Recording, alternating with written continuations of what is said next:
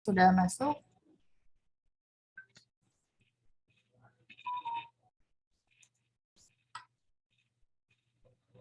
Mohon izin untuk mute speakernya karena rapat mingguan akan segera dimulai. Assalamualaikum warahmatullahi wabarakatuh. Yang terhormat, Kepala Cabang Dinas Pendidikan Wilayah 4, Bapak Haji Ainur Hasan, APMSI. Yang saya hormati, Bapak Kasubag TU, Bapak Rizky Widya Pratama SE, Analis Kebijakan Ahli Muda, Ibu Risya Silvana SSTPM AP, dan Ibu Santi Kurnia Dewi MPD, para pengawas, para kepala sekolah se-Cabang Dinas Pendidikan Wilayah 4, para arsiparis ahli muda, dan seluruh peserta rapat mingguan yang berbahagia. Puji dan syukur marilah kita panjatkan kehadirat Allah Subhanahu wa Ta'ala, karena berkat rahmat dan hidayahnya kita dapat berkumpul dalam rapat mingguan ini dalam keadaan sehat walafiat. Salawat serta salam kita curahkan kepada Muhammad Sallallahu Alaihi Wasallam.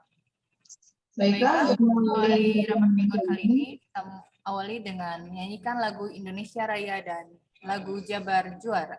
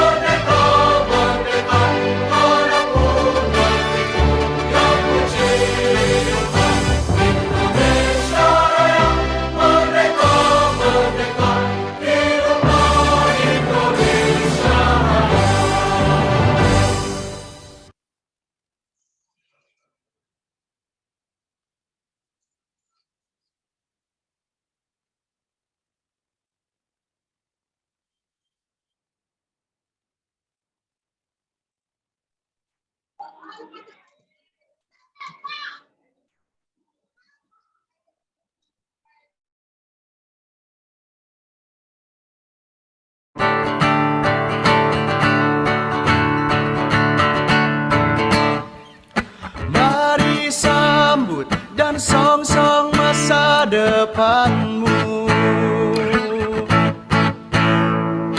Mari hidup dan bakarlah semangatmu. Generasi muda, raihlah cita-citamu. Pintar saja percuma. Tuntutlah ilmu dan buktikan karyamu. Berbudaya, berakhlak mulia. Pintar saja percuma.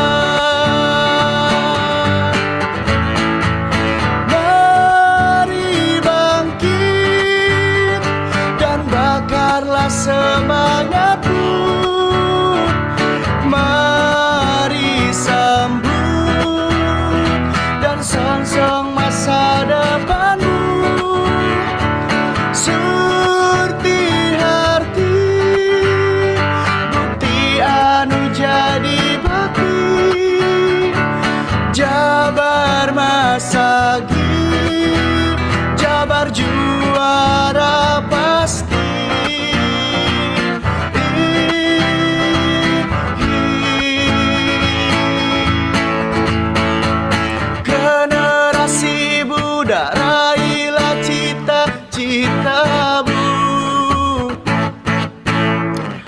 Pintar saja percuma.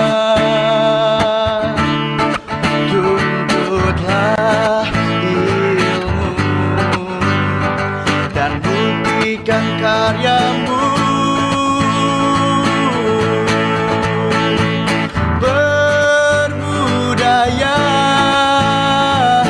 berakhlak mulia. Pintar saja percuma. Mari bangkit dan bakarlah semangatmu. Mari sambut dan songsong masa depanmu. Surti harti, bukti anu jadi bakti. Jabar Masagi, Jabar juara pasti.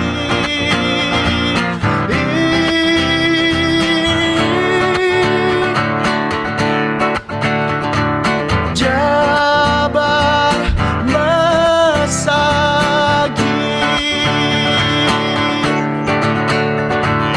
Jabar Masagi, Jabar Masagi.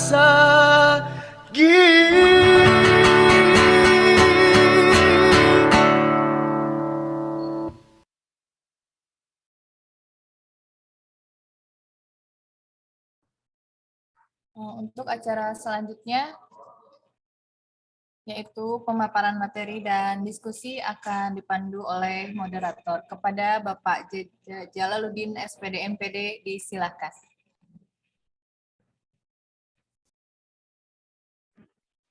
Baik, terima kasih Bu Yanti atas kesempatannya.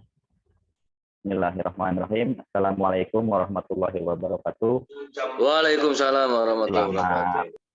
Ya, selamat pagi, good morning, good morning, wilujeng enjing, dan salam sejahtera untuk kita semua. Allahumma sholli ala sayyidina Muhammad wa ala ali sayyidina Muhammad. Puji syukur kehadirat Allah Subhanahu wa taala. Hari ini Selasa 23 Agustus 2022 kita bersama-sama dapat mengikuti rapat Ligon yang merupakan agenda mingguan pada cabang Dinas Pendidikan Wilayah 4.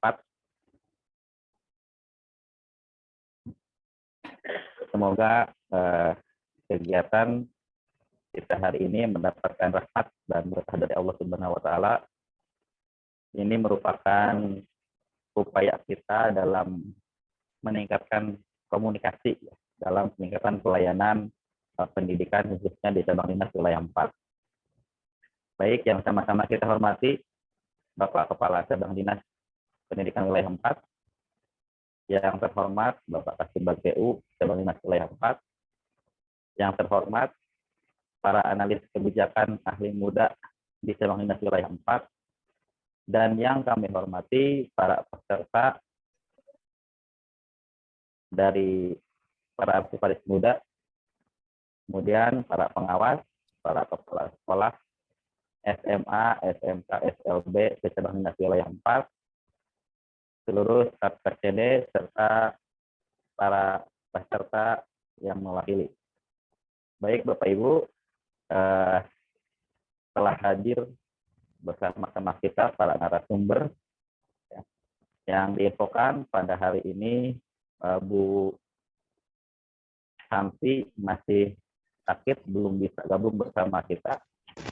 Kemudian Pak Rizky ada kegiatan pagi ini di Kejaksaan. Untuk saudara-saudara kita yang sakit, semoga segera dipulihkan dan bisa kembali beraktivitas bersama kita. Baik, Bapak Ibu yang saya hormati, kita dengarkan pemaparan dari Bapak Kepala Cabang Dinas kepada Pak Ainul Hasan. Disilahkan. Ya, makasih. Suara saya terdengar ya? Jelas, Pak. Jelas ya. Jelas, clear. Terima kasih.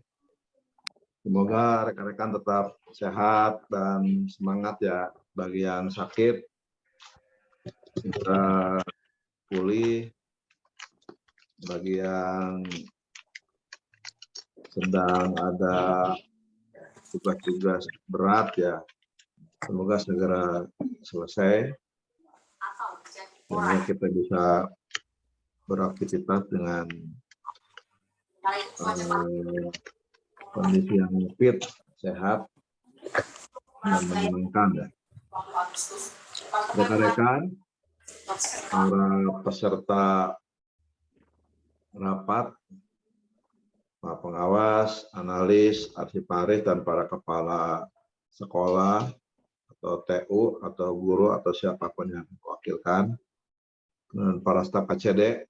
Nanti staf KCD yang belum hadir segera bergabung supaya informasi kita terus terbangun dengan baik ya, karena kalau rapatnya harus tatap muka sangat tidak memungkinkan, selain jumlahnya banyak, juga jarak yang cukup lumayan, belum juga aktivitas kita juga cukup padat ya.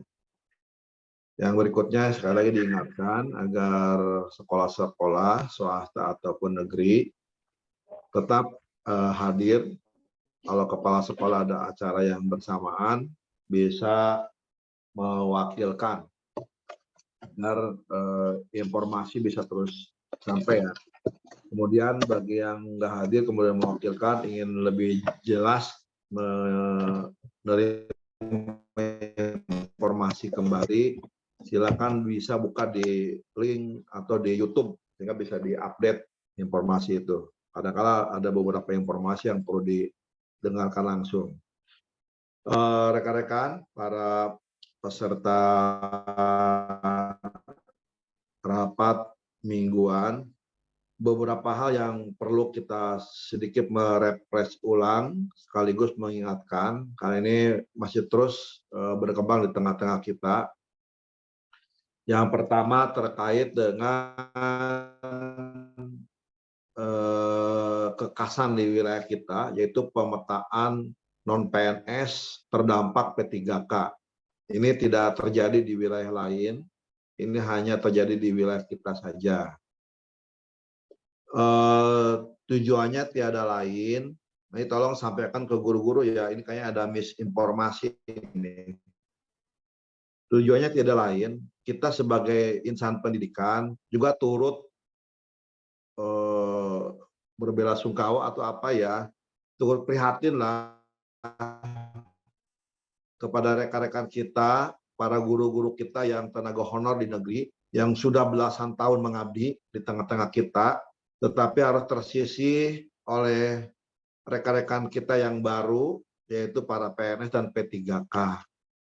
Bentuk keprihatinan kita tentunya tidak hanya dengan mengucapkan kata kasihan, karunia, nggak cukup ya, harus ada usaha yang setidaknya memberikan kemudahan kepada mereka untuk mencari tempat baru gitu. Ketimbang gini, misalkan si A atau Bu Eni lamanya kemudian udah belasan tahun jadi honor, berhenti ya di sekolah SMA tertentu karena ada P3K masuk.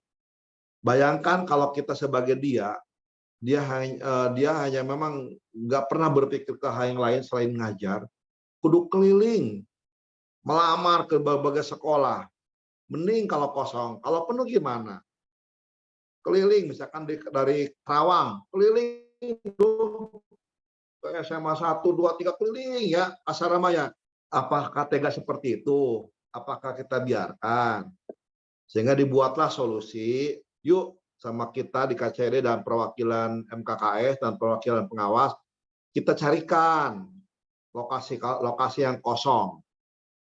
Dapatlah lokasi-lokasi itu dan kita serahkan ke MKKS. Kemudian kita tawarkan agar mereka bisa mengajar di sana. karena ini ada misinformasi, miskomunikasi, maka yang tadi si Bu Eni yang diberhentikan, kemudian kita tempatkan di sekolah lain, malah melaporkan. Lucu kan gitu ya, malah melaporkan tim KCD berbuat semena-mena, memindahkan guru dari tempat A ke tempat B. Itu luar biasa, tapi ya kita harus berbesar hati lah. Berarti ada informasi yang keliru yang sampai ke mereka. Tujuan kita berbuat baik, ya kalau saya pengen cuek ya seperti KCD lain lah, biarkan sajalah, itu nafsi-nafsi hidup masing-masing. Tetapi kita juga punya perasaan, kalau kita berada di posisi mereka, apa perasaannya, itulah ya. Tetapi kan kita tidak bisa hanyut dengan perasaan, tetapi harus actionnya harus ada. Nah, maka akhirnya kegiatan pemetaan ada di MKKS datanya. Kenapa tidak di KCD? Biar lebih gampang lah komunikasinya. Silakan kita siapkan di MKKS masing-masing. Mungkin yang perlu dibenahi adalah prosesnya agar tidak terjadi misinformasi atau miskomunikasi. Sehingga prosesnya nanti kita perbaharui bahwa kepala sekolah yang kekurangan guru, kemudian kita berikan data guru yang bisa diterima oleh yang bersangkutan, maka nanti oleh pengawas, oleh MKKS, kepala sekolah tersebut diwajibkan memanggil calon guru yang akan mengajar di sana. Memanggil guru yang akan mengajar di sana. Yang akan ya, karena belum tentu juga mau. Memanggil, kemudian mengkonfirmasi bahwa Anda diterima di sekolah kami sekian jam mapel ini. Konfirmasikan dan membuat surat pernyataan, menerima atau menolak. Kalau menolak nggak apa-apa, berarti kewajiban kita membantu dia sudah gugur. Kalau menerima, maka selanjutnya kepala sekolah yang menerima tadi, yang gurunya menerima tadi, tolong membuat nota dinas usulan penetapan ke cabang dinas. Jadi jangan berharap dari KCD membuat SP ujung-ujung. Nantinya desain yang munculnya memindahkan guru. Nah, ini akan menjadi keliru. Menjadi panjang urusannya, sehingga nanti dirubah agar kepala sekolah yang menerima data itu, nanti MKKS tolong dikasih tahu ya, sekolah Anda kita berikan agar menerima si ini. Iya, MKKS ya, masing-masing yang menyampaikan. Kemudian kepala sekolahnya setelah memanggil, kemudian membuat pernyataan menerima atau menolak, segera melapor ke KCD. Untuk yang menolak, sampaikan bahwa yang bersangkutan menolak. Kemudian di MKKS ditulis database-nya, yang bersangkutan menolak, gitu ya. Sehingga kita tidak disalahkan juga kalau nanti dianggap nggak ada upayanya pemerintah jolim dan lain sebagainya, gitu ya. Jangan sampai itu muncul kembali gara-gara ternyata dia tidak menerima, tapi nggak ada pernyataan. Buat aja penyataannya bahwa dia menolak. Gitu ya. Kemudian kalau penerima, maka rekan-rekan kepala sekolah yang kedapatan guru baru itu segera membuat nota dinas usulan ke cabang dinas. Itu ya proses yang harus dipahami, dan kita sudah meng-share di WA apa yang harus rekan-rekan lakukan. Dari mana pembiayaannya? Ya dibayar ke BOPD. Toh nggak ngerekrut juga kan, sekolah ngerekrut orang lain gitu ya, kan sama-sama aja. Gitu. Hanya kita batasi, tolong rekrut dulu guru yang ada. Diupayakan maksimalkan guru yang ada sehingga jumlah jamnya bisa dimaksimalkan. Seminimal mungkin lah merekrut guru baru. Kalaupun terpaksa merekrut guru baru, maka mengambil data yang dari MKKS. Prosedurnya tadi ya, dipanggil, membuat surat pernyataan, baru mengusulkan ke KCD. Nah, tolong ini disampaikan ke rekan-rekan para guru di masing-masing sekolah, bahwa ini pemetaan tujuannya adalah kita memberikan support lah, kita turut prihatin kepada guru-guru kita yang harus berhenti gara-gara ada orang baru yang masuk. Toh belum tentu juga kompetensinya rendah, belum tentu. Karena P3K bukan hanya tentang kompetensi, tetapi tentang skala prioritas yang sudah diatur dalam peraturan pemerintah, yaitu punya sertifikasi, kemudian masa kerja sudah lama, dan lain sebagainya.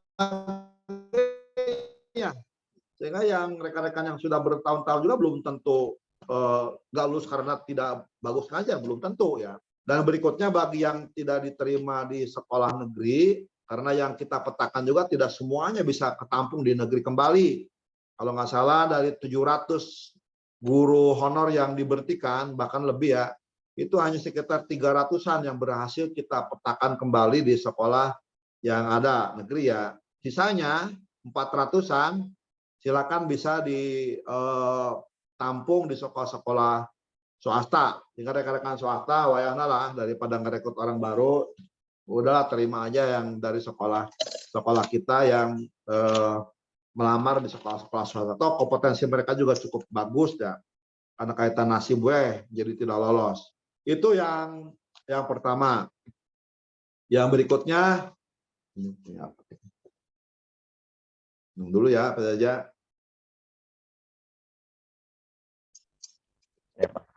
Ya. Yang berikutnya, ya kita coba bisa bertahap lah, pola manajemen kita dibenahi. Sekarang kita mau menginjak ke hal yang berikutnya, yaitu tentang penyelenggaraan PKL atau prakerin, magang, dan lain sebagainya yang ada di sekolah-sekolah negeri dan swasta, SMK ya, nanti oleh Pak Pengawas, oleh TPMPD SMK khususnya, TPMPD SMK, silakan didesain tata kelolanya agar penyelenggaraan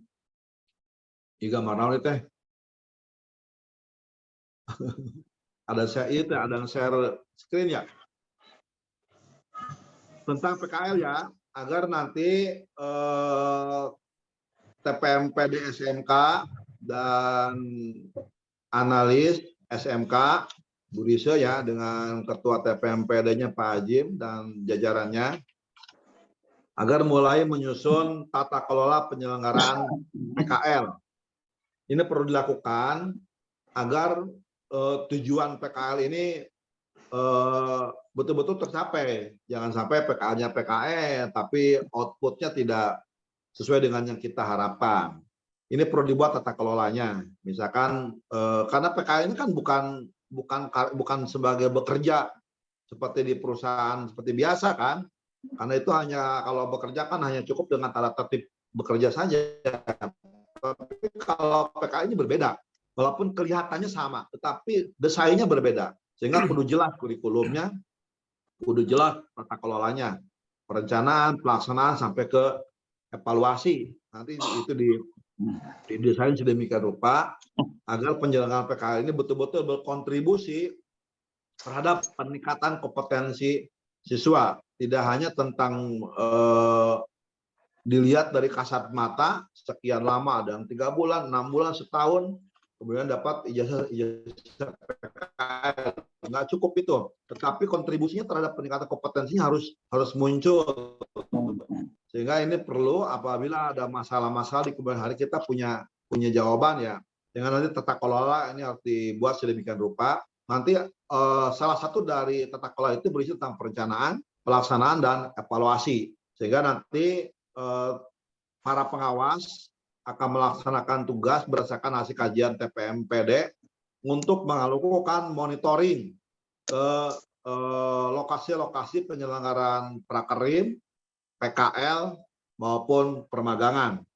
Sehingga output dari evaluasi ini bisa kita lanjutkan atau bisa di-stop PKL-nya. Kalau memang ternyata hasil evaluasi dinyatakan bahwa penyelenggaraan PKL dan sejenisnya tidak sesuai dengan ketentuan yang sudah kita atur sedemikian rupa.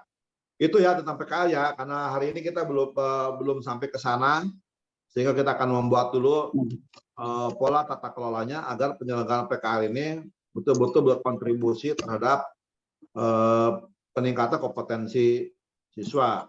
Dan untuk beberapa pelaporan, karena ada pelaporan dari masyarakat tentang dugaan penyelenggaraan PKL yang tidak benar, kita akan cek nanti Pak Ketua TPM, kalau TPMPD sih ya khusus untuk mendesain ya, nanti kita tugaskan beberapa personil, apakah dari pengawas, apakah dari staf kita, atau dari pegawai di wilayah KCD 4 yang kita perbantukan. Kita adakan monitoring ke beberapa ke sekolah-sekolah yang ada laporan dari masyarakat tentang penyelenggaraan PKL. Nanti Bu Rise, 2 itu diselesaikan segera ya. Yang pertama tata kelola dengan Ketua TPMPD SMK ya. Itu silakan jalan, karena ini butuh waktu ya. Tata kelola ini membuat semacam regulasi teknis ya. Bentuknya panduan, bisa pedoman, itu masih butuh waktu. Sambil itu berjalan, tolong kegiatan monitoringnya sudah harus mulai. Siapkan aja SP ke pengawas-pengawas kita, nanti didampingi oleh staf agar ada pelaporannya. Kalau pengawas kadang ingin laporan ada iya dari karena loba urusan ya, sehingga bisa di backup oleh staf. Apa yang dilihat oleh pengawas itu tuangkan oleh staf kita untuk dituangkan menjadi sebuah laporan untuk beberapa sekolah. Itu yang kedua. Yang tadi ya, sekali ulang ya, untuk yang monitoring PKL segera dilakukan karena ada beberapa pelaporan dari masyarakat tentang penyelenggaraan PKL di wilayah kita. Yang berikutnya, yang ketiga ini saya punya keinginan, karena ini Jabar Masagi ini segera, mudah-mudahan ada waktu dan ada pembiayaannya, nanti ada di sahanya, ini masing-masing aja lah, di TPMPD SMA maupun di SMK. Kalau nggak salah ada bidang mutu pembelajaran. Saya lupa siapa tuh pengawasnya, siapa yang di tata kelolanya. Bu Risa ada datanya nggak ya? TPMPD SMA dan SMK di bidang mutu pembelajarannya. Silakan nanti pengawas yang ditugaskan di TPMPD SMK maupun di SMA kaitan dengan mutu pembelajaran, tolong diadakan kegiatan mengundang seluruh wakasek kurikulum untuk diberikan sosialisasi tentang IKM Jabar Masagi, implementasi kurikulum merdeka berbasis Jabar Masagi.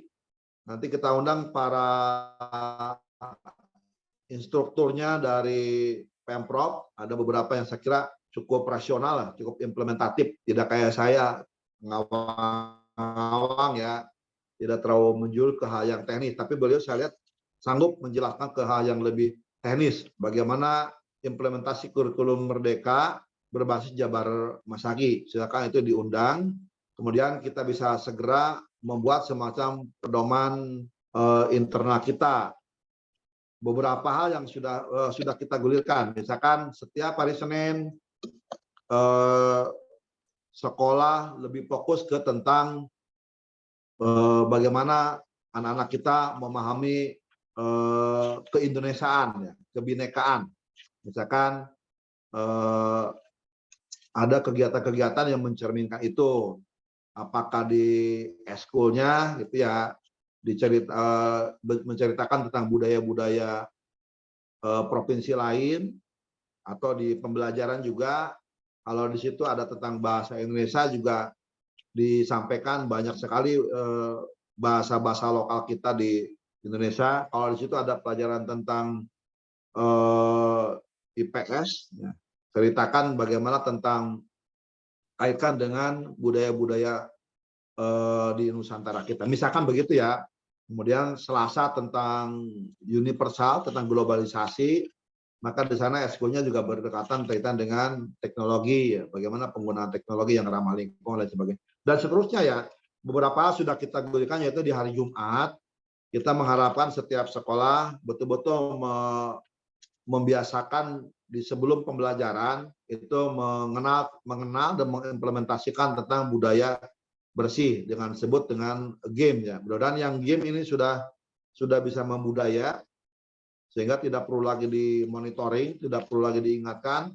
Setiap hari Jumat gerakan memungut sampah ini menjadi kebiasaan baru yang hadir di setiap sekolah di wilayah kita.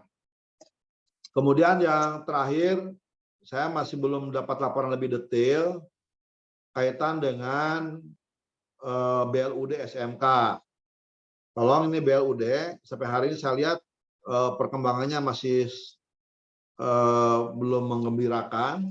Saya mengharapkan BLUD ini segera unit produksi harus berjalan. Unit produksi harus segera menghasilkan. beberapa potensi sudah saya sampaikan. Pertama tentang bagaimana itu makan minum sekolah-sekolah kita, negeri dan swasta, itu cukup banyak ya. Belum lagi ATK, belum lagi cetak, dan barang-barang yang saya kira semuanya bisa gitu. Jangankan BLUD, koperasi udah bisa. Harusnya ini BLUD bisa lebih segera start ya. Jangan melihat kalau di kabupaten aja belum jalan. Jangan seperti itu. Yang benar adalah kenapa kita tidak bisa mendahului? Kenapa kita tidak bisa memberikan contoh kepada mereka? Nanti Bu Risa silakan, banyak loh BUD di provinsi lain sudah ready lah, sudah menghasilkan, sudah jalan, unit produksinya sudah ada, regulasinya sudah lengkap. Nggak juga kita menunggu nanti nunggu pembinaan dari Pemprov. Nggak begitu juga gitu. Karena banyak hal yang bisa kita lakukan sambil menunggu. Sehingga tolong nanti gini aja lah, nanti Bu Risa agendakan unit produksi dan pengelola di BLUD, nggak usah banyak-banyak lah. Kita kan hanya 3. Sok bawa aja lah keluar sana. Ada beberapa BLUD di provinsi lain yang sudah ready ya. Apakah itu di Kudus, apakah di Surabaya, coba datangin aja. Unit produksinya apa supaya bisa aja apa yang mereka lakukan. Oh, harus ada dokumen A, B, C, D sampai Z, tulis semua. Bawa ke kita apa yang sudah ada, apa yang belum. Yang belum ini apakah ini bisa dikerjakan oleh sekolah, oleh KCD, atau oleh Pemprov. Yang bisa digarap oleh sekolah, kerjakan. Yang bisa oleh KCD, kerjakan. Yang harus oleh Pemprov, kita buat surat. Ini kan petunggu-tunggu di Pemprov. Nggak tahu kita sampai di mana. Di kita juga kan nanti menunggu. Nah, itu yang saya kira menjadi nggak efektif ya. Sekali lagi, BLUD saya minta harus segera ready. Terlepas dengan plus minusnya, ya kita coba benahi satu persatu. Tapi jelas di mana kurangnya, di mana kebutuhannya, di mana prosedurnya. Yang kita bisa tahu betul kita sampai di mana. Nanti Bu Risa silakan dibawa aja tinggal cari di Google tuh BLUD SMK mana yang sudah betul-betul sudah operasional, yang terbaik. Kita datangin, kita bawa dokumen dia. Kemudian kita coba perbaiki dokumen kita sesuai dengan yang ada di tempat itu. Itu ya, segera dilakukan agar keinginan kita agar BLUD di wilayah kita segera memproduksi produk-produk unggulan, kemudian betul-betul bisa menghasilkan income yang luar biasa, sehingga ini menjadi modal yang cukup lah untuk peningkatan mutu pembelajaran di semua BUD di wilayah kita. Jadi tidak harus berdiam diri menunggu. Biasanya kalau pekerja menunggu itu sekedar tengenah lah gitu ya. Tapi ada juga memang orang yang nyaman dengan menunggu. Kalau saya tidak. Ya. Yang berikutnya nanti yang NSP lagu Jabar Juara, tolong didorong. Nanti Borussia buatkan itu aja lah. WA yang mempermudah. Kadang gini, jangankan orang lain. Saya aja pengen masang. Ribetnya bukan main gitu ya. Padahal yang nyumbang satu. Ke Jabar Juara tuh pengen nyumbang. Tapi ribet cara menginstalnya tuh. Kudu ningali heula kode naon sebutnya kode akses atau apa ya.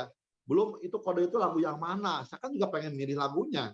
Untuk memilih aja saya kesulitan gitu ya. Kemudian belum lagi untuk masukkan ke NSP juga ribetnya bukan main gitu ya. Itu saya kira kadang orang yang niat baik ingin nyumbang juga ya menjadi hoream deui gitu. Tolong itu dipermudah dengan membuat WA dari saya, kemudian di sana orang tinggal klik, saya pengen dengar dulu lagunya mana sih.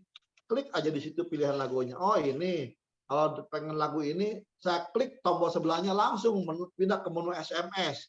Langsung pindah ke menu Telkomsel. Sehingga hanya klik doang. Itu yang ideal. Sehingga mempermudah ya. Nah, kita harapkan ini bisa jalan. Karena pendapatan dari NSP ini, sebagian kalau nggak salah berapa ya, 30%-an itu untuk para pencipta lagu.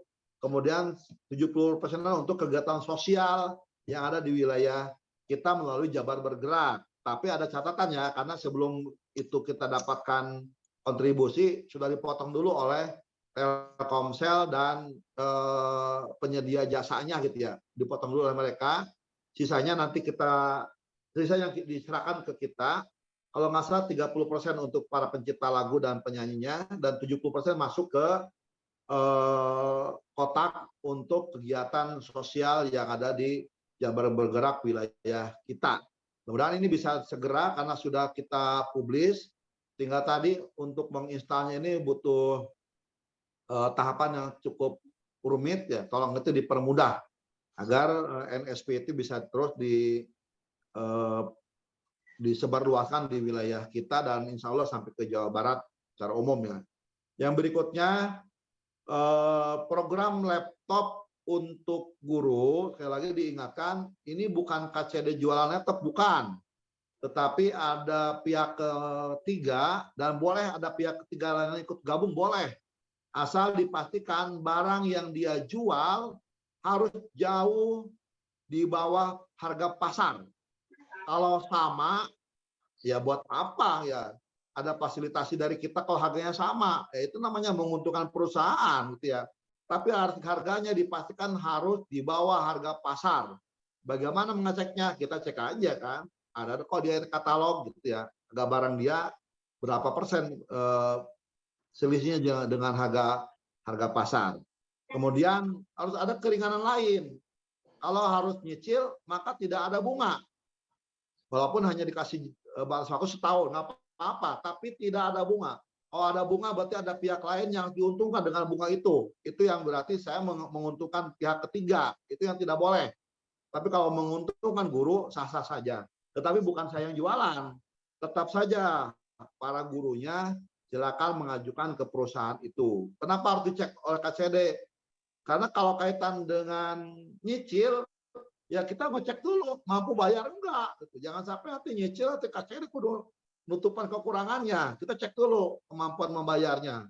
Jangan sampai punya hutang di tempat lain, ternyata gajinya minus, ditambah kudu mipil, KCD kudu motong berdasarkan surat kuasa dari yang bersangkutan.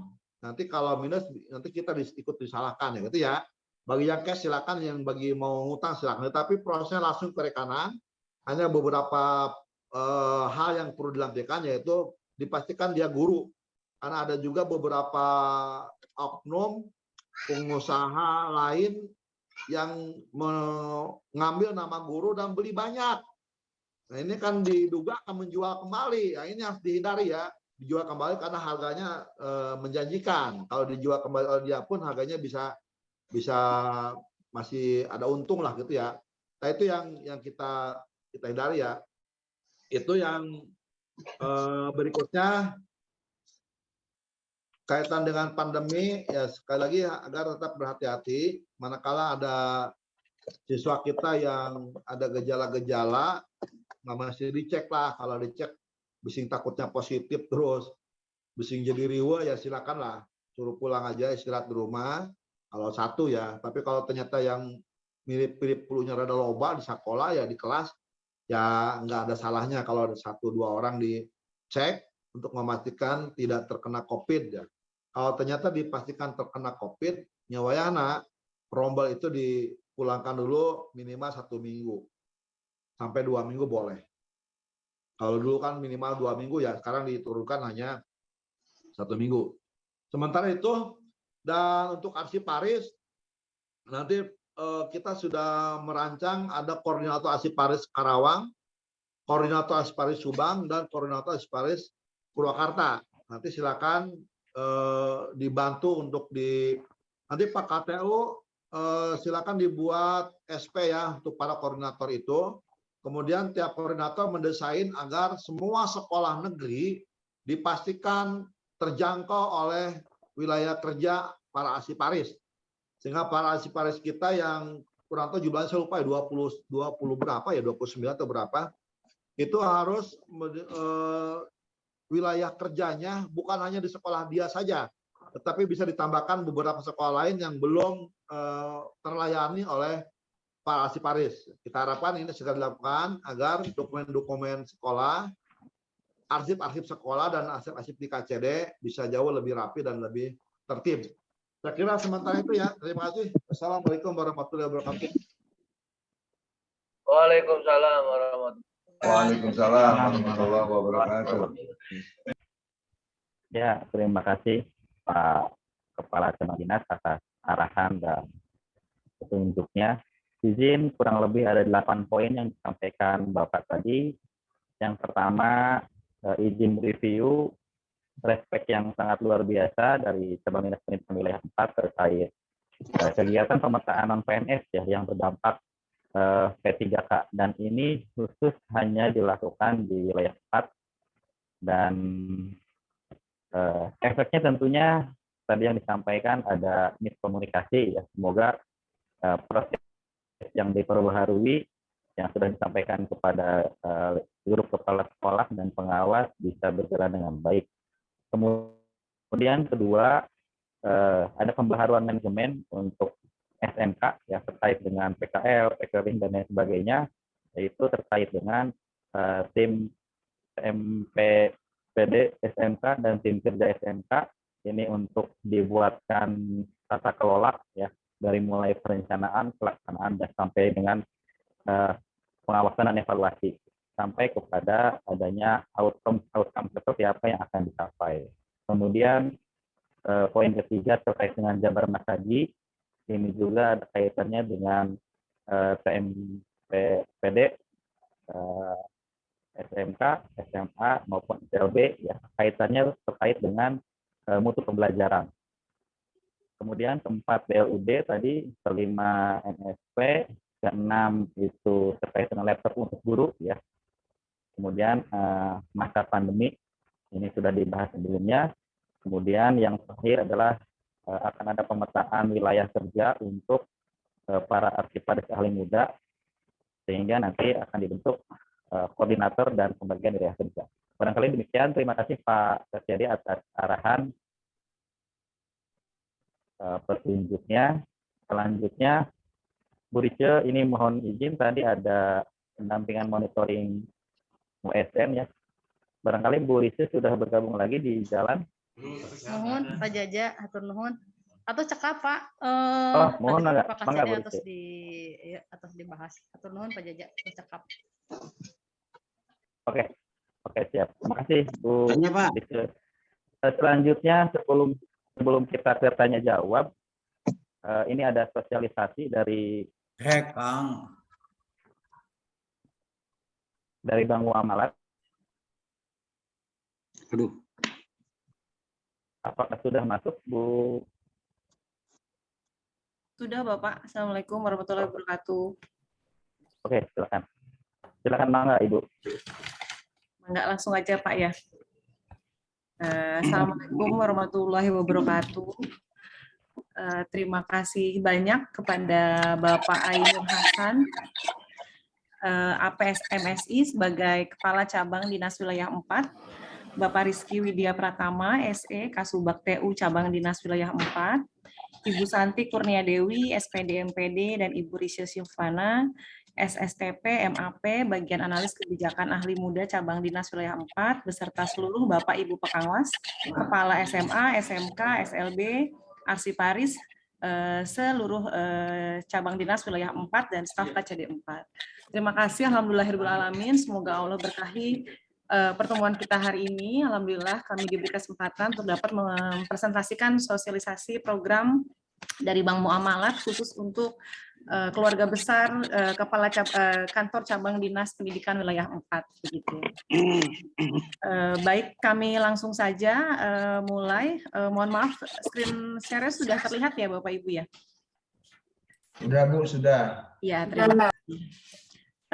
Kami dari Bank Muamalat, kebetulan saya bertiga, satu tim, ada Bu Winnie dari Kepala Cabangnya Purwakarta, serta Bu Meriska dari Kantor Region Jawa Barat, sebagai PIC program multiguna ProHaj untuk kantor cabang dinas pendidikan wilayah 4 ini. Baik, kami langsung masuk saja ke program multiguna ProHaj. Sebelumnya perkenankan kami memperkenalkan dulu Bank Muamalat sedikit saja Bapak Ibu, walaupun mungkin Bapak dan Ibu banyak yang sudah mengenal tentunya sejak dari dulu gitu ya.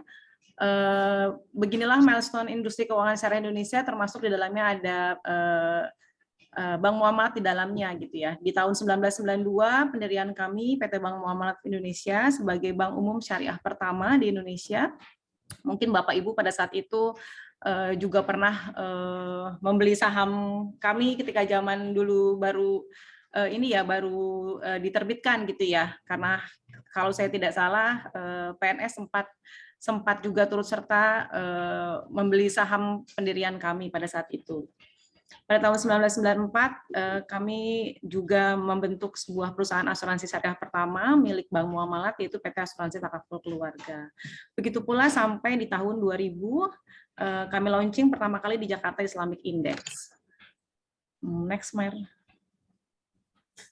Di 1991, Bank Muamalat Indonesia merupakan bank syariah pertama di Indonesia yang berdiri pada 1 November 1991, dan tentunya pada saat itu digagas langsung oleh MUI dan ICMI serta Presiden Soeharto pada saat itu ya. Lalu 1992 kami mulai beroperasi pada 1 Mei 1992 dan menjadi pelopor bisnis ya. Lalu 1994 alhamdulillah kami memperoleh izin sebagai bank devisa, dan di tahun 2015 alhamdulillah kami sudah memiliki kantor cabang sendiri, gedung sendiri milik kami bernama Muamalat Tower, berada di wilayah Kuningan, Jakarta.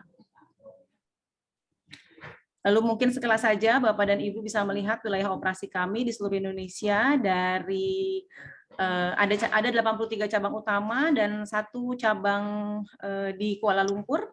Jadi Bapak dan Ibu jika kebetulan bertugas dan sedang berlibur di Kuala Lumpur bisa berkunjung ke kantor cabang kami di sana.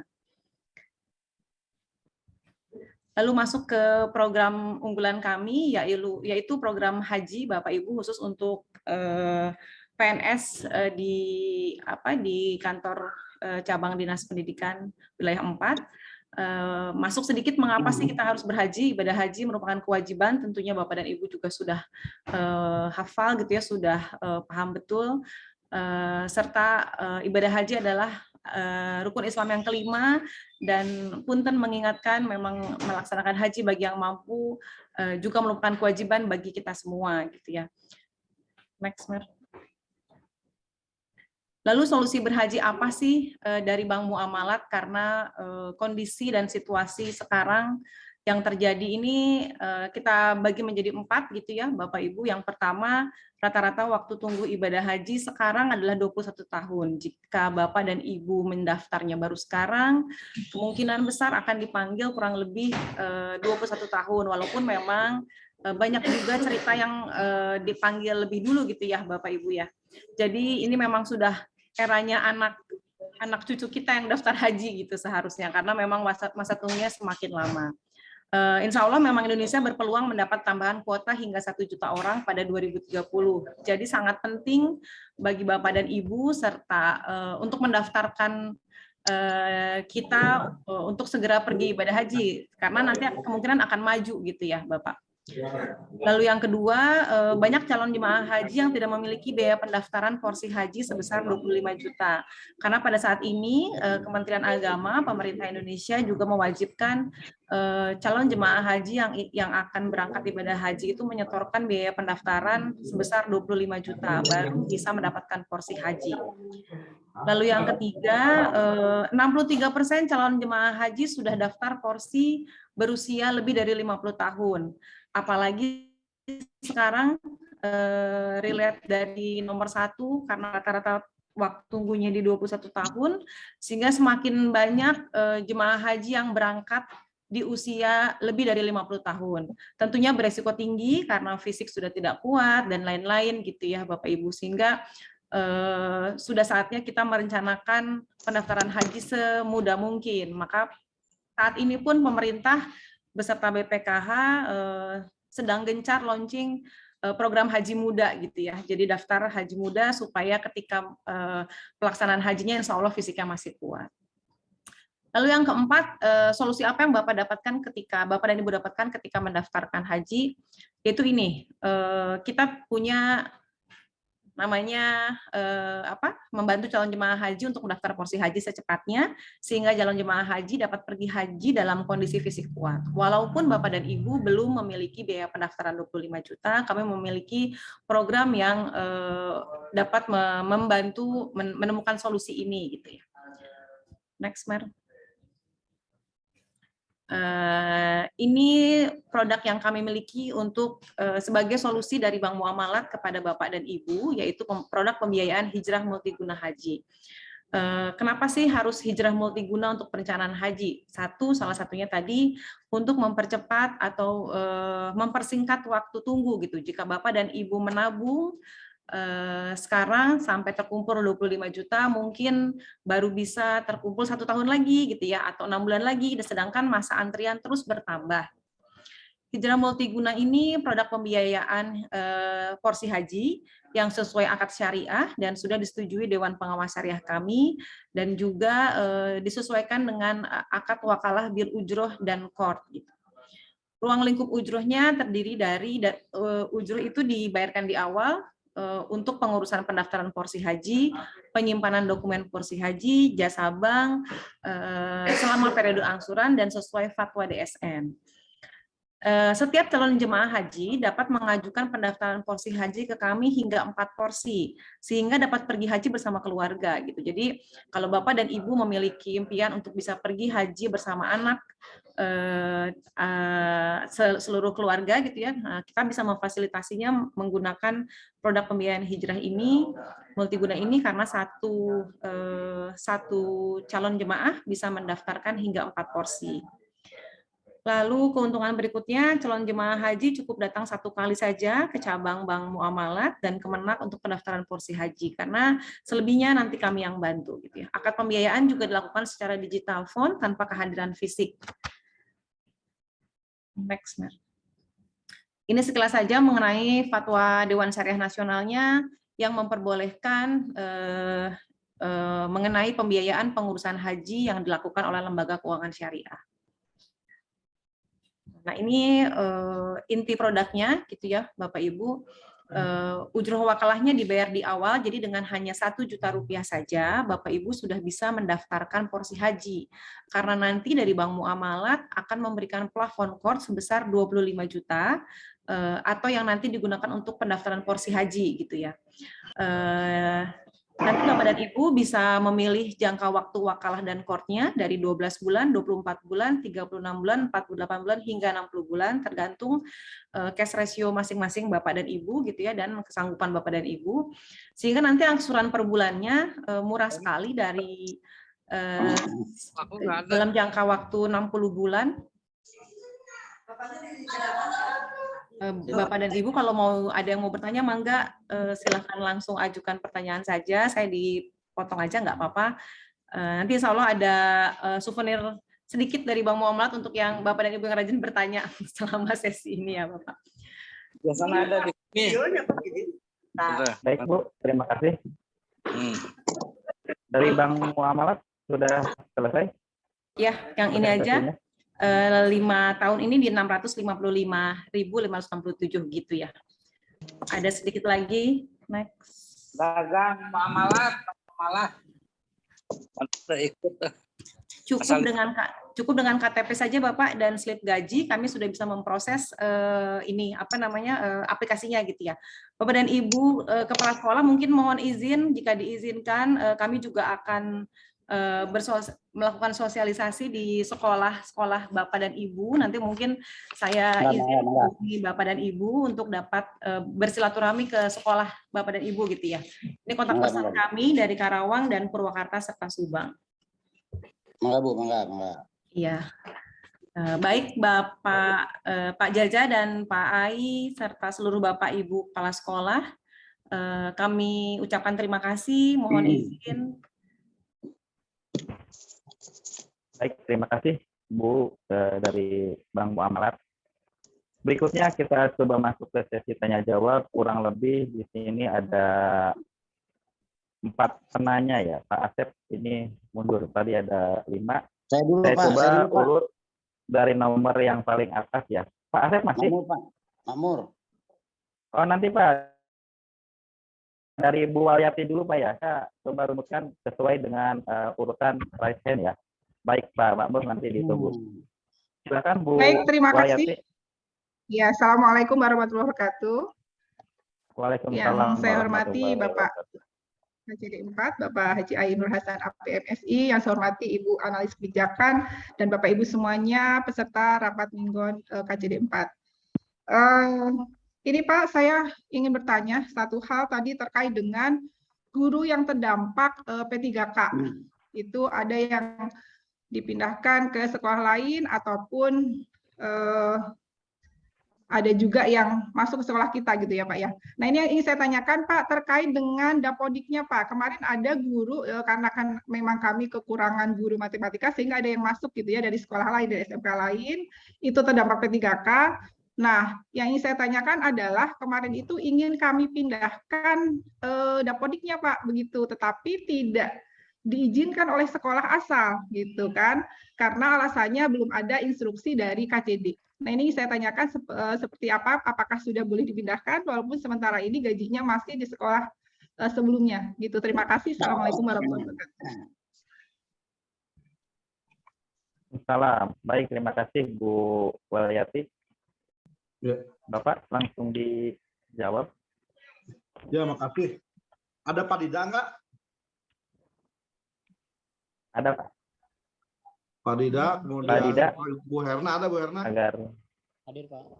masuk. Ada Bu Herna juga nggak? Ada Pak. Pak Dida, Bu Herna.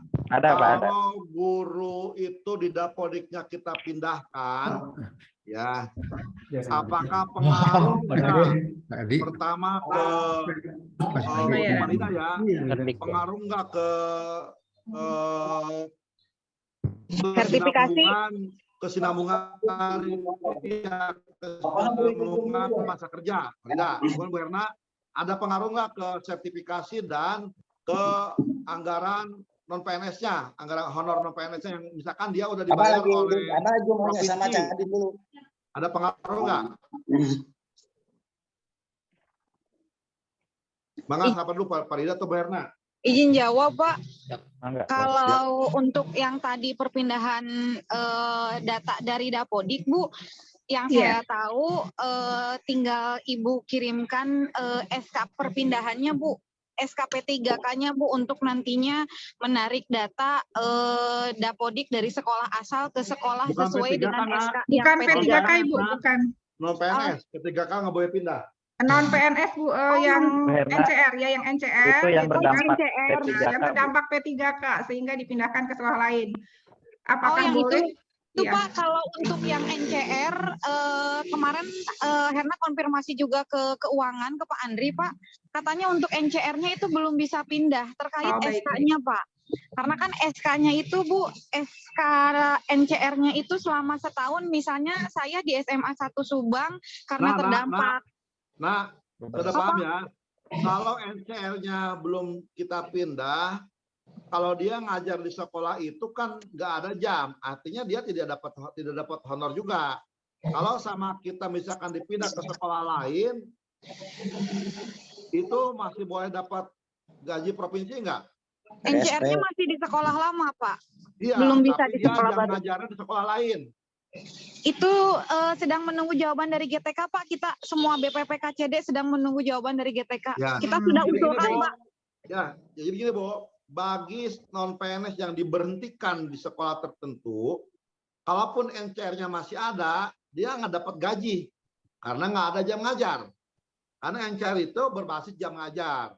Yang coba kita pertimbangkan, NCR di sekolah lama, tapi ngajar di sekolah lain. Betul. Dengan jam di sekolah baru.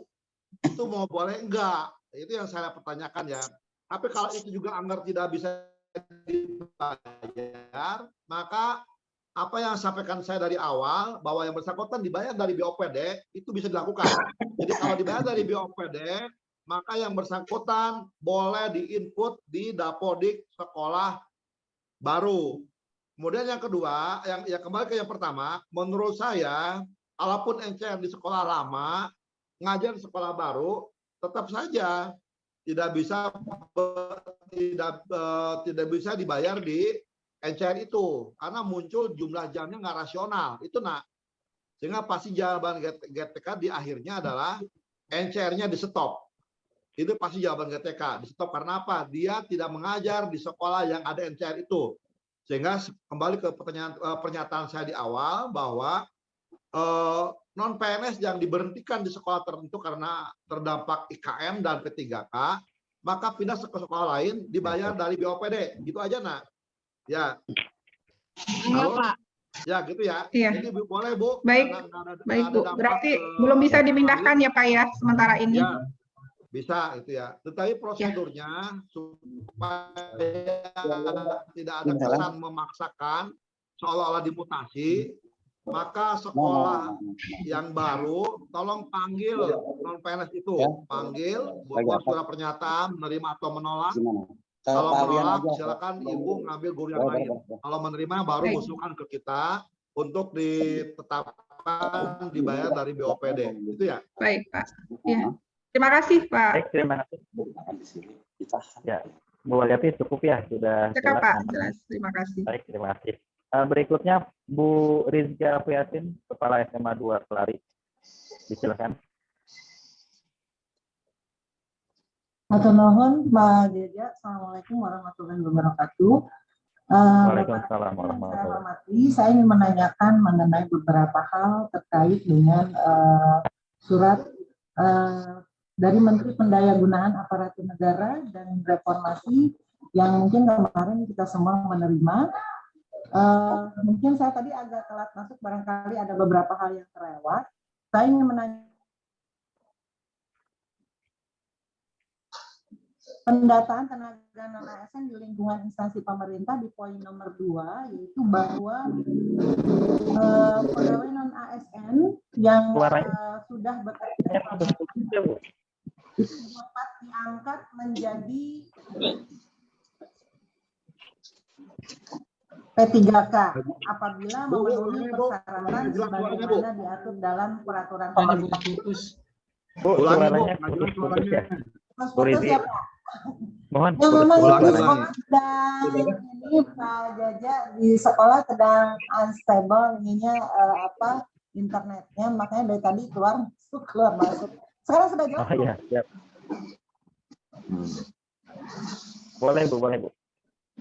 Mendekati sumber Jadi itu Pak, suaranya. apakah singkatnya jadi yang P3K yang sudah 5 tahun di sini disebutkan dapat diangkat menjadi P3K. Saya ingin menanyakan apakah bentar Bu, potong Bu ya. Memang ada berbeda disebut. Bu, saya potong Bu ya, biar yang lain mendengarkan. Ya Pak. Itu pengertian dapat itu di pasal berapa, di alinea berapa yang mengatakan dapat ya ke P3K? Jadi ini Pak, di surat yang kemarin yang dari Menteri Pendayagunaan Aparatur Negara di poin nomor 2 Pak, bahwa pegawai non-PNS dalam jangka waktu paling lama 5 tahun sebagaimana dimaksud pada ayat 1 dapat diangkat menjadi P3K apabila memenuhi persyaratan sebagaimana diatur dalam peraturan pemerintah ini. Jadi maksud saya ini seperti apa? Kalau poin satunya apa Bu? Poin satunya apa? Poin satunya? Poin satunya bahwa para pejabat pembina kepegawaian itu mendorong setiap instansi pemerintah untuk melakukan penataan pegawai non-ASN Pak yang berada dan telah diangkat di lingkungan instansi masing-masing guna mewujudkan kejelasan status, karir, dan kesehatan pegawai yang bersangkutan. Begitu ya. Pak. Poin 2-nya Bu, baca lagi Bu, ini saya jelaskan ulang ya. Poin 2-nya apa tadi? Poin 2-nya. Nggak apa-apa, Mohon maaf. Dalam hal ini, pegawai non-ASN yang telah bekerja di lingkungan instansi pemerintah yang berstatus sebagai non-ASN sesuai dengan pasal 99 ayat 2 yang menyebutkan bahwa pegawai non-PNS dalam jangka paling lama 5 tahun sebagaimana dimaksud pada ayat 1 dapat diangkat menjadi P3K apabila memenuhi persyaratan sebagaimana diatur dalam peraturan pemerintah ini. Jadi ada beberapa syaratnya Pak di poin nomor 3, tapi di sana tidak ada tes begitu Pak. Jadi saya ingin menanyakan bagaimana ini Pak. Coba, poin 3 apa poin 3 Bu? Nggak apa-apa Bu, poin 3 dibaca. Poin 3 dibaca. Panjang. Poin 3-nya nggak apa-apa. Singkat aja singkat. Itu setiap, ya mohon Pak, mangga. Bagi yang memenuhi syarat dapat diikutsertakan atau diberikan kesempatan mengikuti seleksi calon PNS atau P3K dengan Bu, cukup Bu. Cukup, Bu. Ya. Saya jelaskan ya. Ya, Pak. Jadi, Bu, rekan-rekan yang lain juga sama, sampaikan ke para guru. 3 poin tadi tolong dibahasanya jangan terpotong-potong. Harus utuh, bahkan dengan yang lainnya.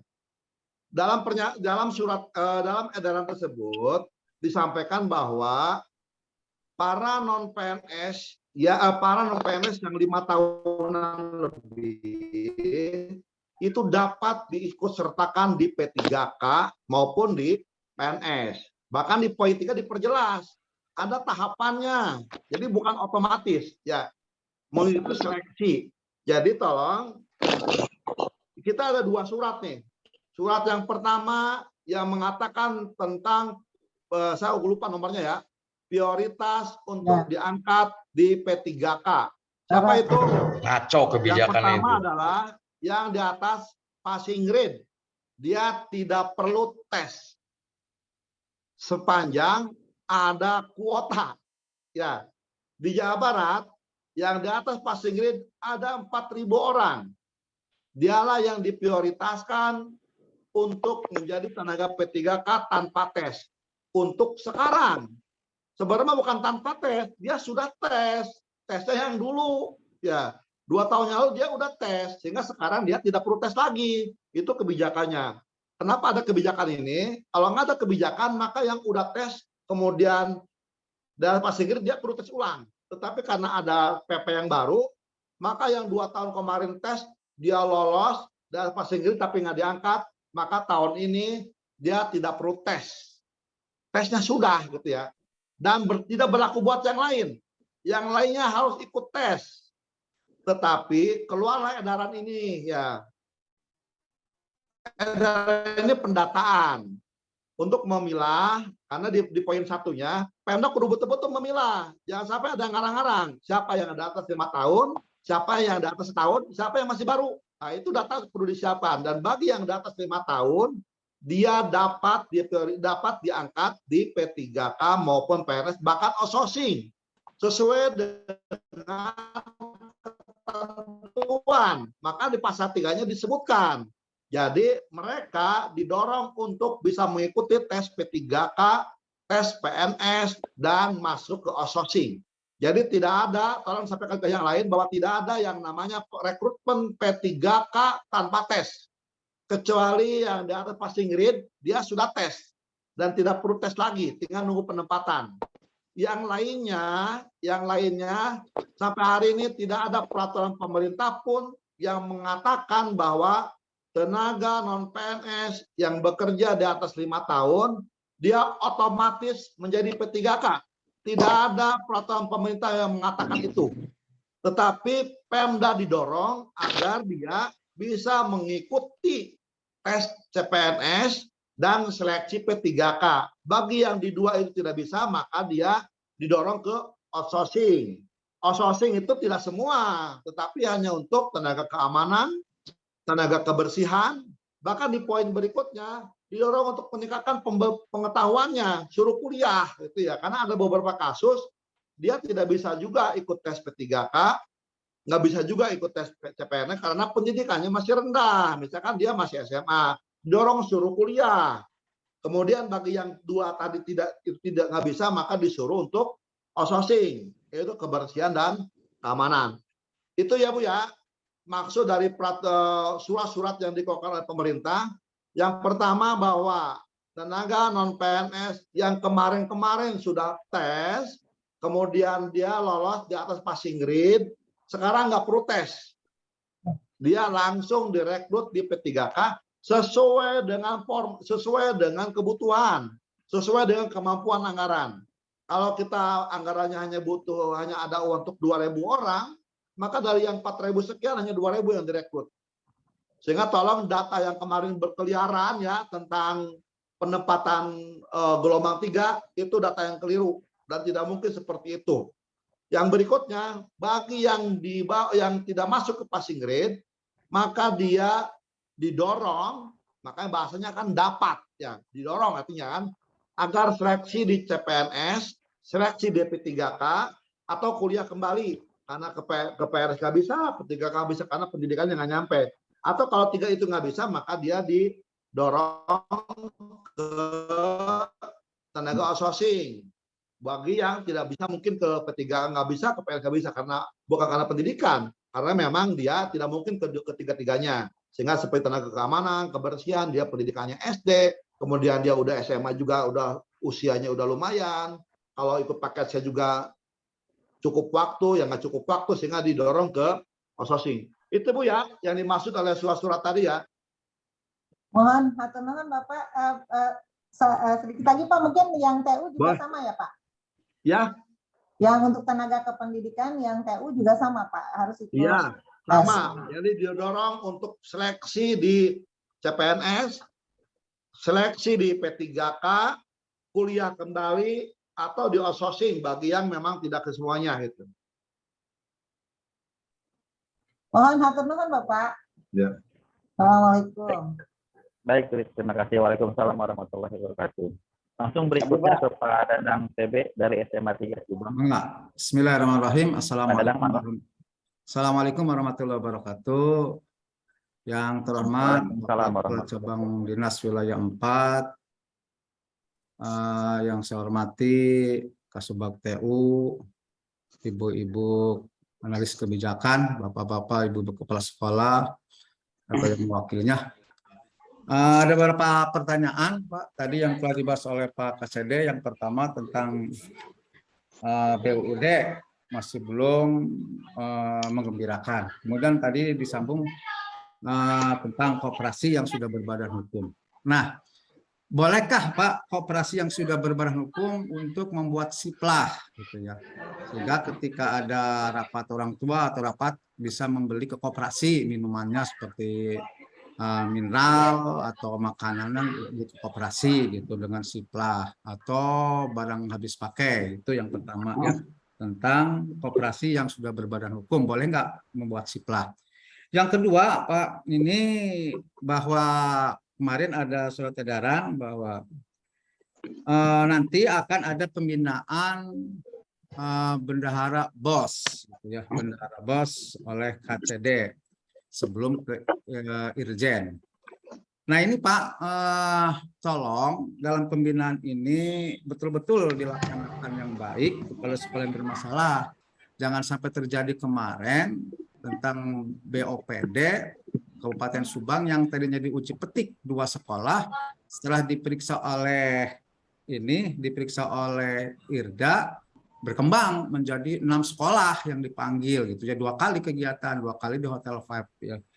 Nah kemudian ini Pak, masalah BOS dulu ya, BOS itu sebelum pencairan ada bintek dulu kepala sekolah gitu ya, bintek kepala sekolah untuk memahami juknis BOS tersebut gitu ya, juknis BOS tersebut.